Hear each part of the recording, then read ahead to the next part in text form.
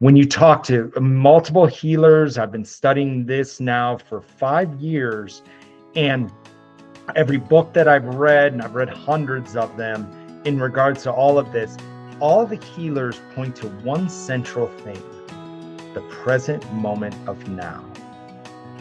Have you been diagnosed with multiple sclerosis and you're looking outside your typical medical system for more answers? You're not alone. MS can actually be healed naturally.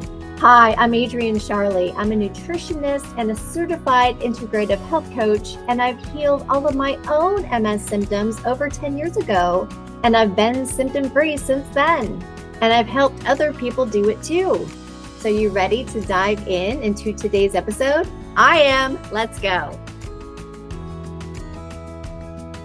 I just want to pop in real quick and let you know I have a masterclass coming up. It's all about how to reverse your MS, how to alleviate your symptoms. So go ahead and sign up. It's free.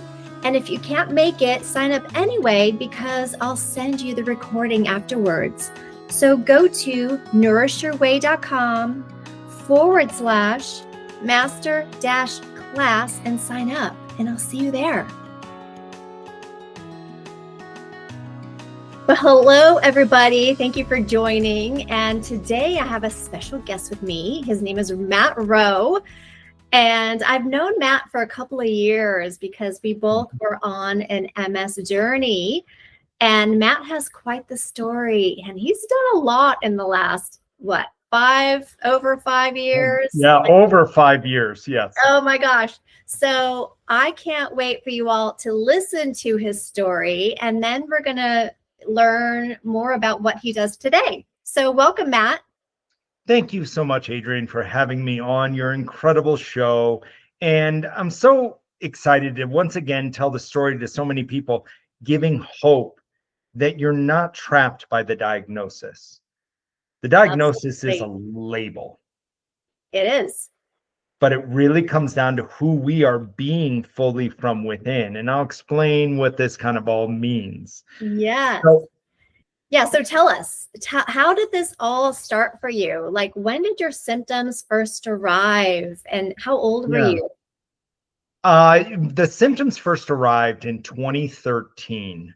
So, man, my math is terrible. I'm a psychology major, not a math major at all in any one shape or form. So 12 years ago, that came into this moment, and it entered my life. And the way it entered in was strokes. I started to experience 25 to 30 stroke-like symptoms a day. Wow. Also, I had optic neuritis come in. I had no idea what was causing it. And at this time, I am a past athlete. I mean, when I say past athlete, I was an All-American triathlete back in 2008, paralyzed my leg to finish Ironman. I had all of these things. So in my mind, I'm like, oh, I'm just run down, or I'm tired, or I'm okay, and I'll be this. And so the strokes we couldn't figure out, but those really scared me. But what I found out with there is that food does make a difference, as you very much teach so many incredible individuals, that food is medicine. And so with all of those pieces, I learned that due to a series of antibiotics that I was taking for 3 months to keep a bad leg injury from going septic, it started to create those stroke-like symptoms. And so with it, the doctors didn't know what to do. The neurologists were looking at it, and they're like, at this time, they are not having me go under an MRI. They're just trying to figure out why these strokes are happening. And so what happened in that moment is I started to have to put my health into my own hands. And instead of taking a medication that was potentially going to kill me in 10 years based upon the stats, I said, no, there's got to be something different. And what do antibiotics do? They're actually very good, but it depletes your bacteria within your body, the good and the bad. Now, if the good bacteria in our body outnumbers our cells 100 to 1, and you have 50 trillion cells in your body, it's a lot of good bacteria that feeds your brain. So then I went under a regimen of actually eating things that actually promoted good gut microbiome. And within 4 months, the strokes left. So super excited about that. But that was the start of something bigger that I discovered in 2017. So how did you discover that, Matt? Like when you I took your health into your own hands, like what did you do? Did you like search the internet, or did you like look at bookstores, or how did you figure that out? No, like I really just kept going on, just like I knew certain foods I ate made me feel better. And so I stuck with those, and certain foods it caused what now I've realized is a symptom. So I just didn't know what was wrong. I was trying to keep hiking, do all the things, and live this life. And so honestly, Adrienne, I avoided it. I didn't want to look at any of it. I said, oh, I'm just run down, or I'm really stressed out at work right now, or I have all these other things. Because at this time, I have two young teenagers, and work is extremely stressful. Like all these things were coming into my life. And so I avoided it. I was, I think, a little bit afraid that what was I going to find out? So I just kind of put my head down and just kept working and didn't worry about it. Then there was one day that it was getting worse. And with that, I went and saw my primary doctor, and I said, guys, there's something going on. I just don't feel like I noticed not as much optic neuritis, but I noticed that my walking wasn't in balance. I noticed the issues, like other little things that just kept popping up. And I couldn't come to a conclusion on what those might be. So I went and saw my primary. They then had me go in for an MRI. In the MRI, I remember the neurologist going through the results of the MRI with me. And she says, you are diagnosed with primary progressive multiple sclerosis, and we want you to take these medications. And I looked through all the reports of all the medications, and I needed more time. They just didn't look right. They didn't seem right. And so I told my doctor no, and she very emphatically, very powerfully looked at me, and she goes, if you don't take these, in 6 months, you are going to be in a wheelchair. And that was back in 2017. So 8 years ago. And I sat there at that moment and I said, no, this is not going to happen this way.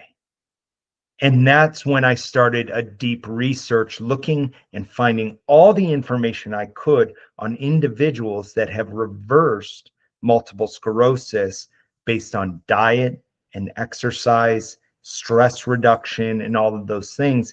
And I said, okay, if they can do it, I can do it. How did you find those people? Oh, Facebook.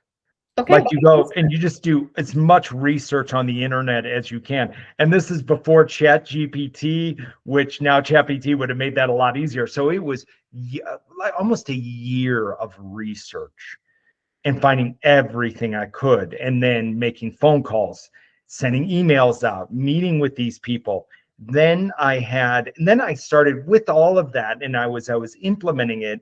I found more of a reason of why MS may have started or happened within me. So when we look at all of these moments, MS, I believe, is a perfect storm scenario.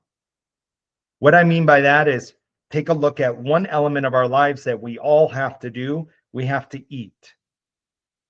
So if we're eating a heavily processed diet without good fruits and vegetables, and it's creating a glycemic index within my body, and it's not actually having myself and my body perform at its top rate, that's one. The second one is stress. Stress is more damaging to the body than cigarettes. So now at this point, I've got two: bad diet, lots of stress, and then we put the third one in, and that would be medications. Or if we're doing anything else to actually hurt our bodies, which not all medications are bad, but not all medications are good either. So Matt, besides the antibiotics, were you taking other medications? There was a statin medication that they put me on after the strokes. Okay. So I was on a statin medication that was trying to keep my heart, keep my veins from constricting any further. And so that was actually a very damaging one. So I had that. So when I got rid of all the medications, then my body could start to put itself back into homeostasis. But then is when I take a look at that, what reduces stress? Exercise, meditation, and a deeper aspect of loving myself fully from within and basically forgiving all of my past. And so there's a system for doing all of that, but it does take time and it's not a magic pill anymore. And so when we're looking at this, is we're taking a look at this from mind to body connection. If I could begin retraining my mind, which is possible to do, this is something that all of a sudden the stress responses, I was no longer reacting to situations, I was responding to them.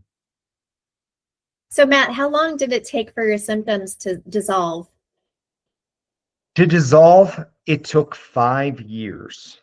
Okay. Yeah, everybody's different. Everybody is different because everybody's dis-ease is different. Yes. Yes. So tell me what symptoms went away first and which ones took the longest? Optic neuritis went away first. Okay. So that as soon as I got the diet under control, then I've never experienced another state of optic neuritis, which means when I have optic neuritis, when I experienced it the one time I did, I went blind while driving a car. That's right. Yeah, you're in my book. I forgot about that part. That was terrifying. Scary. Yes. It was. And I was very fortunate. I could get the car off the side of the road. And when I say I went blind, it just meant I couldn't pick out objects anymore, but I could see light and dark. And I knew that where I was going, I could sneak off to the edge of the road, neither here nor there. But that has never returned. That was the first one. Okay. The second one that got put back into regulation was my my bowels, my bladder control. Okay. That was bladder control with MS is it's messed up. You have to go to the bathroom really bad, and then you go to the bathroom and you can't go. And then in some random situation, I'm making dinner and I am peeing my pants. And I'm like, what is going on? Like there's no regulation within it. So as I started to actually promote my body and lower my stress, I noticed my bladder control was better. Good. And yeah, it was that's more awful. regular. That's an awful symptom to have. Awful. Like, and everybody's symptoms are different. Everybody's is different. Yeah. So the next one was balance. I noticed my balance began to return. And when I went and walked, I didn't walk like I was drunk anymore. Like I remember going into the grocery store, and I've got 2 young kids in the grocery store. I'm like, all these people are going to think their dad is drunk walking through the grocery store right now. And I was worried about that. But that was the next one that slowly started to go away. And the one that I am actually getting my body ready to begin doing again, which is running again. I have a passion for running, and I loved it so much, the freedom that it brought. And I'm bringing that back online right now. Good for you, Matt. Yeah. So, Good. but it's a journey. It's all of healing, no matter what you imagine. Yeah. Whatever you're doing, whatever you're on a DMT or whatever, and none of it's bad. It's what is right for you within your heart. But it's a journey. Matt, do you find, I'm just curious what your opinion on this is. So you were diagnosed with primary progressive, which is the 4th stage of MS, right? And Correct. That's the worst kind you can have. You know, that means you're on your way to a wheelchair if you don't change anything within yourself. Correct. And, you know, I think that I was on the 1st stage, right? I caught it pretty early. And it's funny, like you said, your vision returned. That was the thing that returned to Mhm. normal. And for me, that was the last thing that returned. Wow. Okay. Yeah. So that took for me 4 to 5 months because I had a blind spot in my left eye.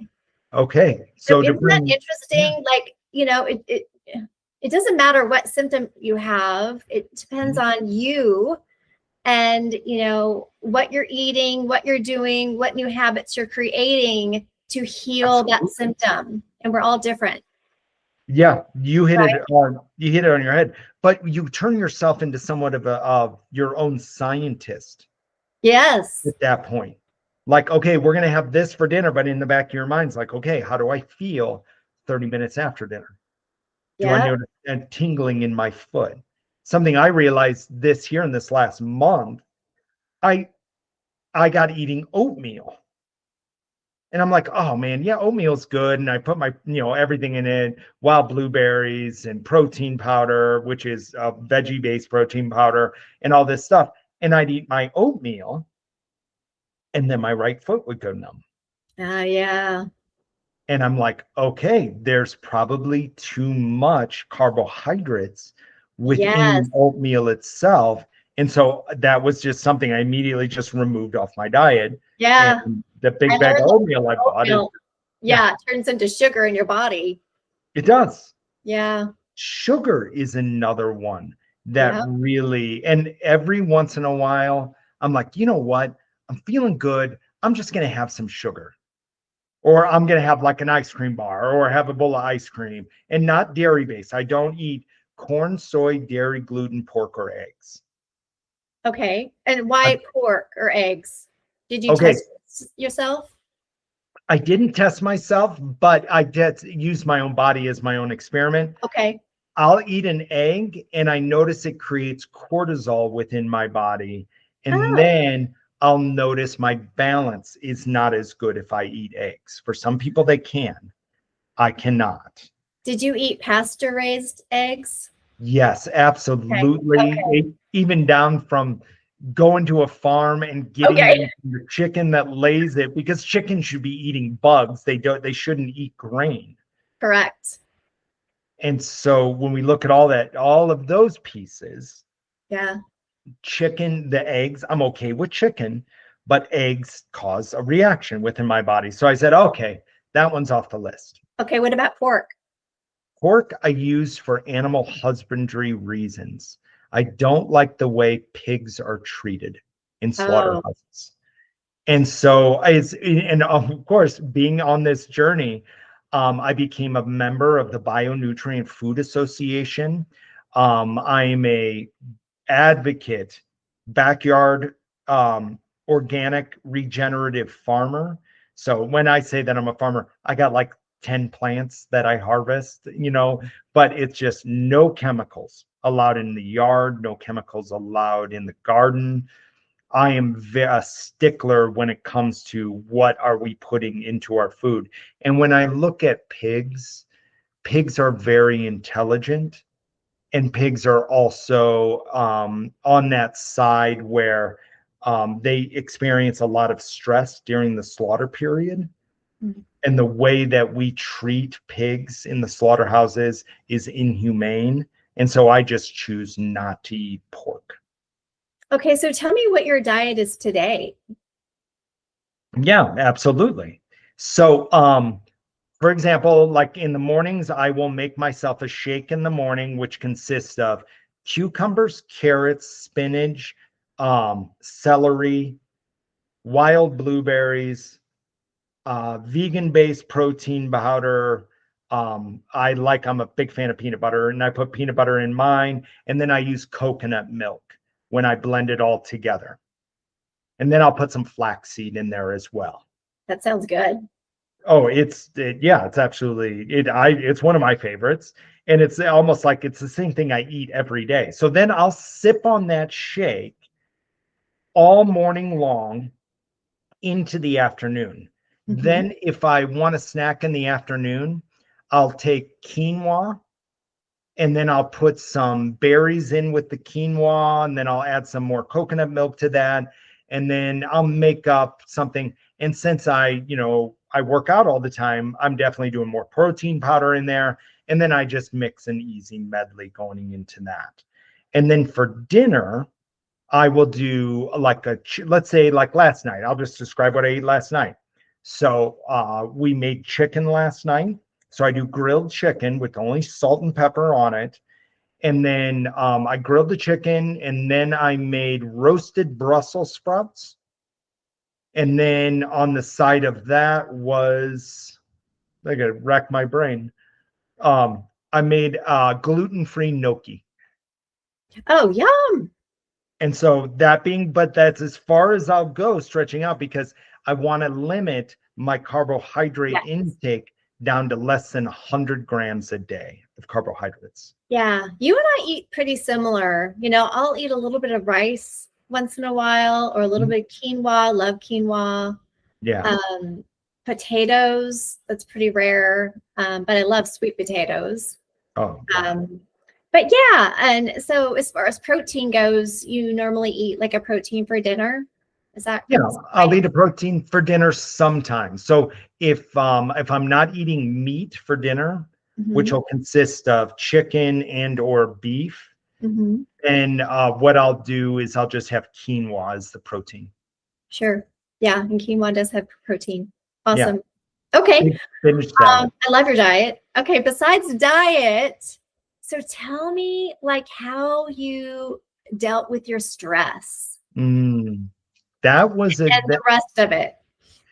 So let's take a look at stress. Stress is any external factor that is causing disruption within your body, and stress can happen with your own mind because we worry about the future, which creates anxiety within the body, which is a stressor. And all you have to do is think about an event that you want to achieve or something you want to do. It can initiate stress, and then stress becomes an inflammatory within our bodies. Also, let's go to the other side of that. The other side is the past.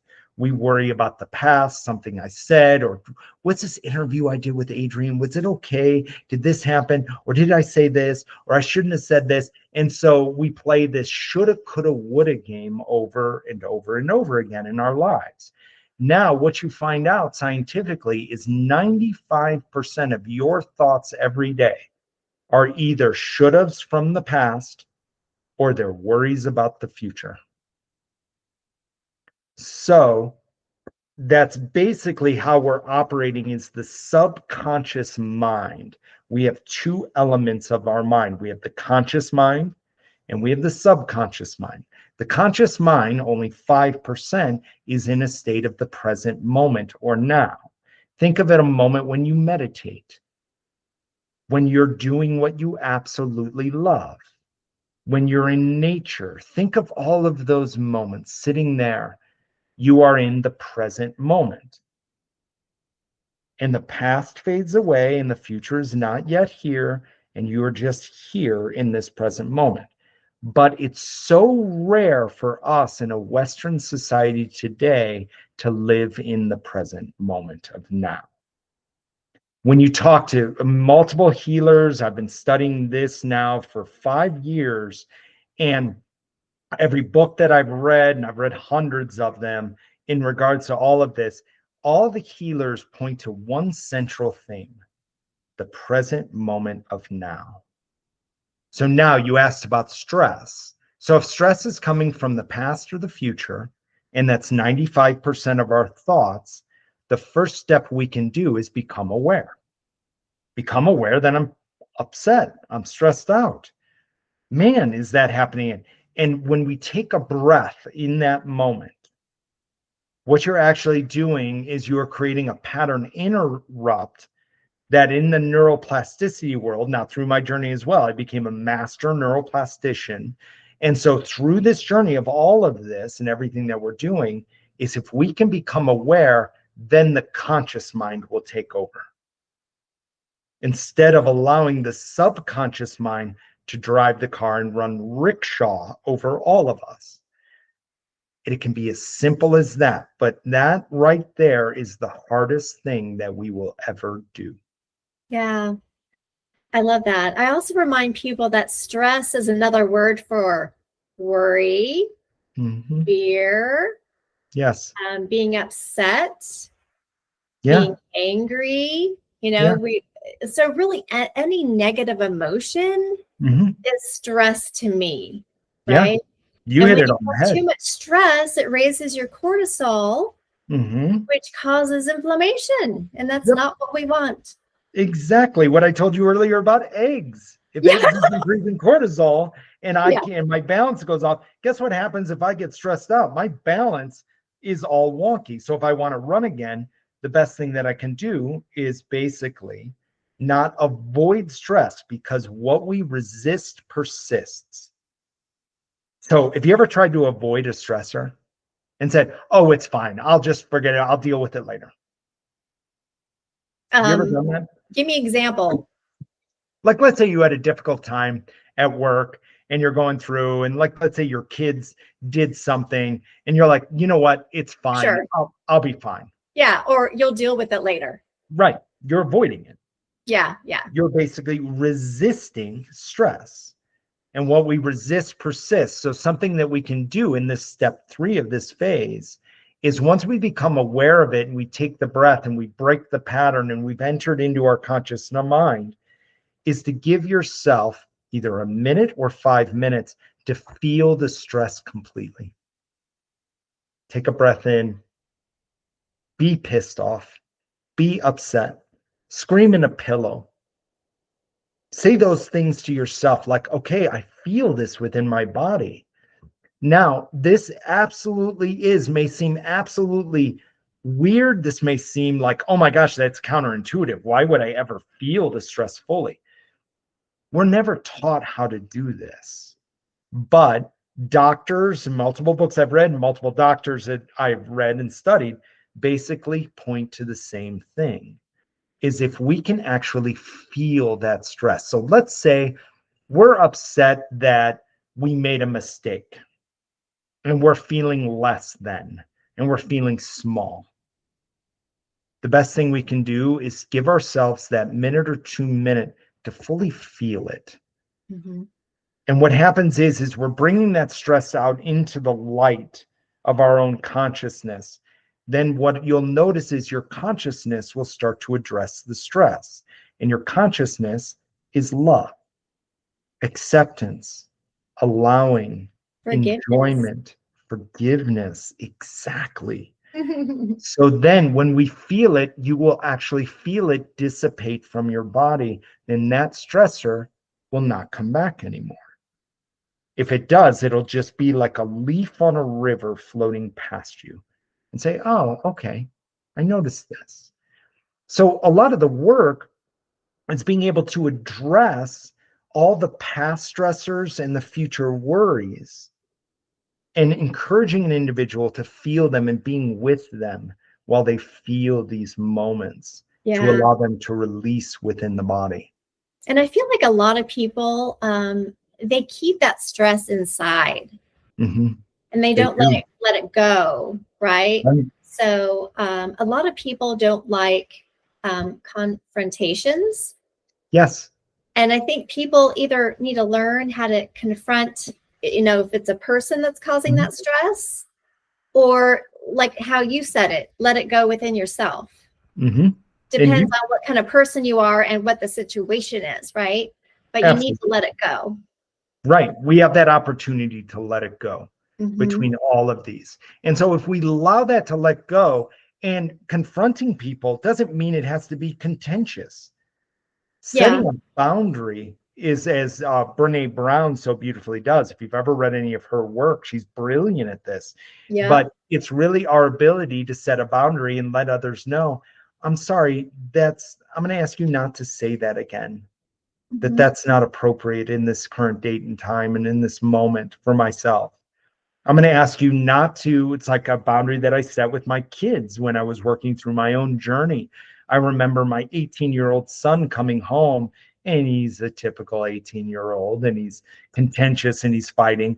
And I used to fight back. I used to push back. I used to yell at him. I used to get all angry, allow stress to come out. And then one day I looked at him and said, Henry, I'm going to ask you not to do that when you come into the house anymore. I want you to go and find your center, find your ground, whatever you need to do before you enter in here. Take a breath, but don't do that again. And I set a boundary. What was amazing is it took a little bit of time, but he started to respect my boundary. And I started to notice things change, but it changed from within me. And so that's something we all have to remember is I can't change anyone else. That's an impossibility. The only person I can change is me. Yeah. And that's it. Is like when you're looking at it, and it becomes a strategy and it becomes a system and it becomes a projection, a trajectory would be the right word to say, that we can start walking down that path. As I tell all of my clients, let's create the mountaintop, which is what's the big thing I want to do. So what I told you at the beginning is that I'm working on running again. That is my mountaintop. Now I can't climb a mountain in one step, so I've got to put myself on the trail. And so putting myself on that trail is meditation, a regular practice of meditation and visionary work within myself. And it only takes 5 minutes every morning and every evening. So now I'm training my brain. My brain, instead of reacting in a similar neural pathway connection throughout my body, I'm basically writing a new connection and I'm pruning the old one away. That takes intentional practice. Now, my goal is running again, the mountaintop. So then I've identified that stress will keep me from running. So then I do the things to allow my brain to actually respond in the way I wish it to respond, with love and joy, acceptance and allowing. So we naturally all want to be in this state. So Adrienne, I'm going to ask you a question. Everybody that's listening, you can spend the rest of your day in fear or you can spend the rest of your day in love. Which one would you like? I want love. Everybody does. I've spoken to thousands of people.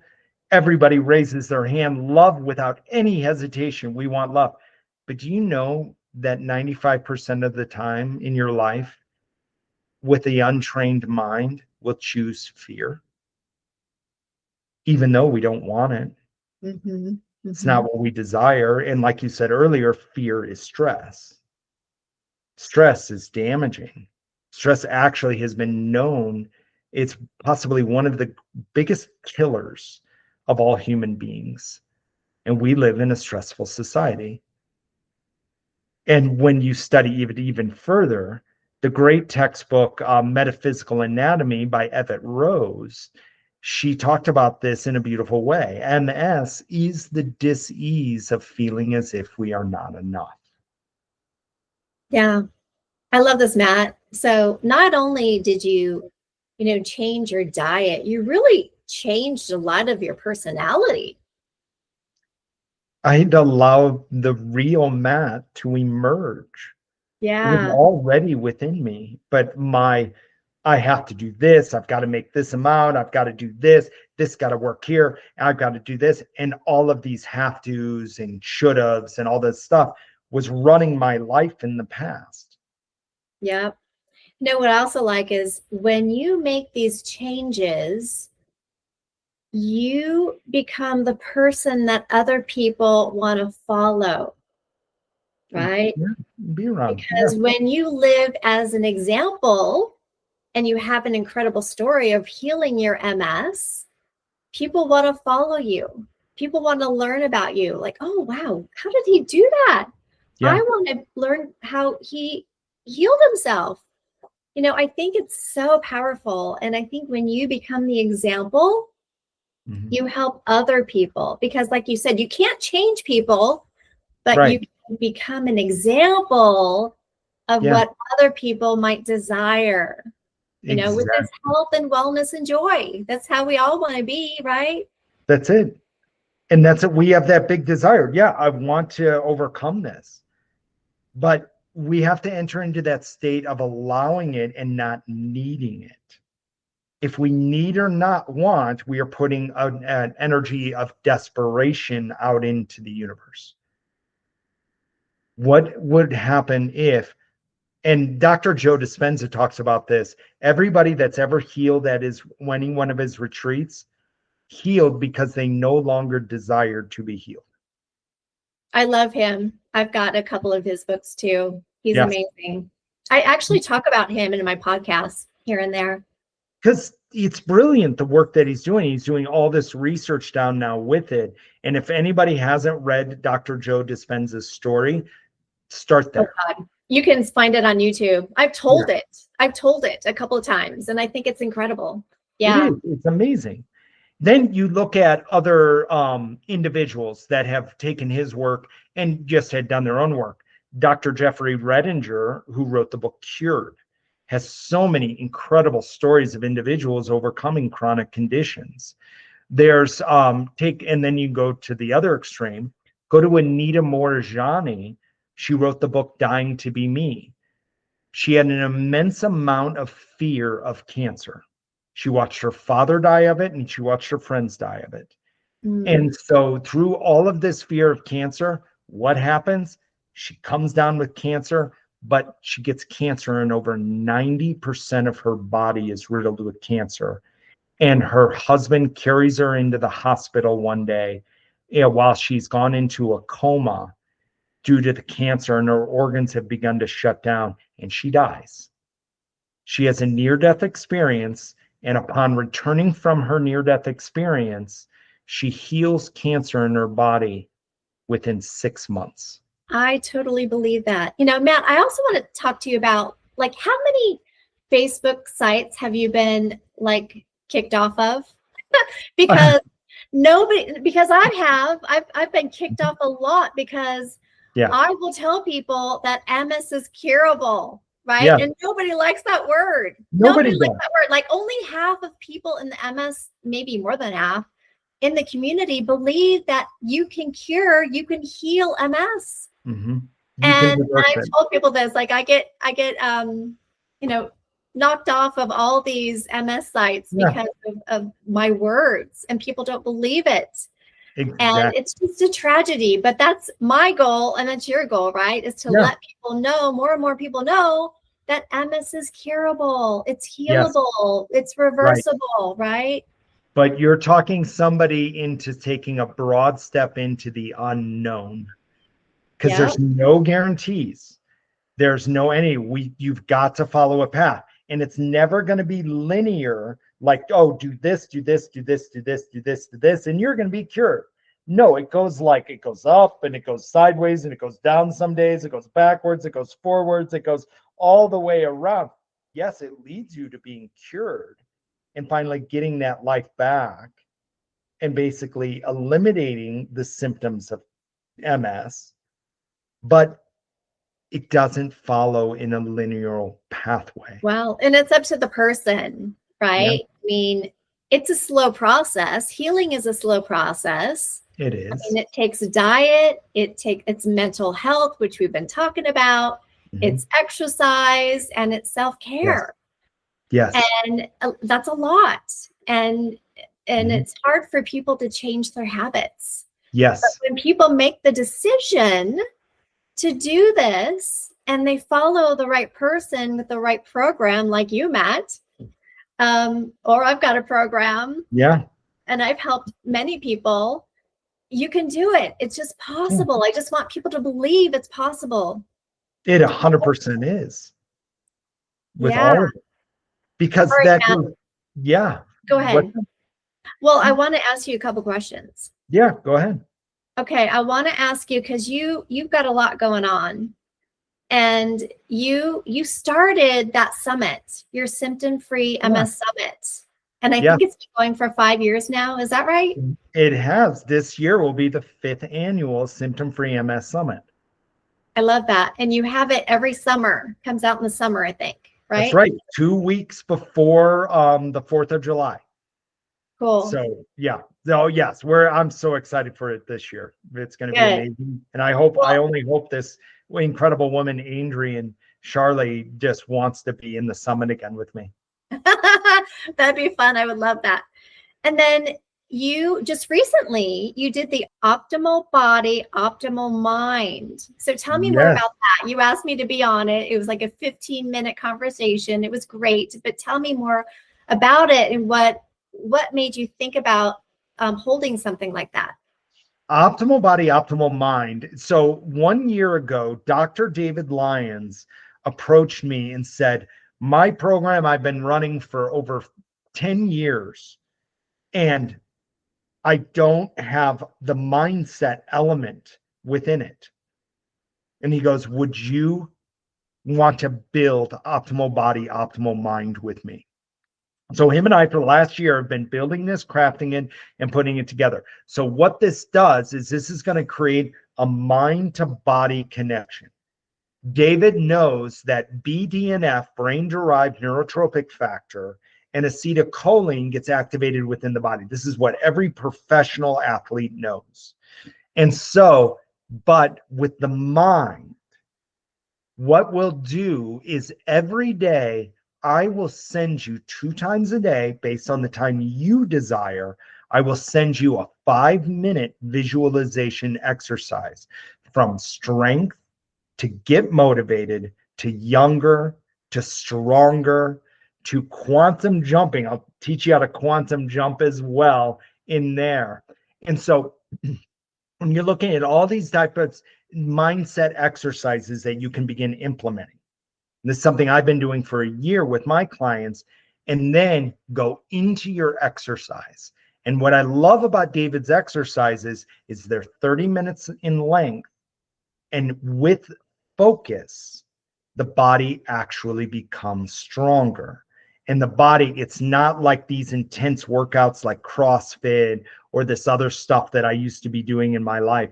This is stuff that is creating neuromuscular development within the brain and body, and the body responds for those that have been diagnosed with a chronic condition, especially MS.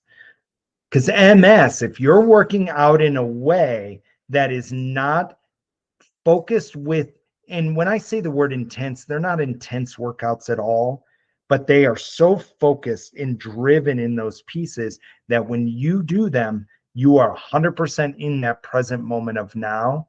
Now the body responds to that and the muscles begin to grow.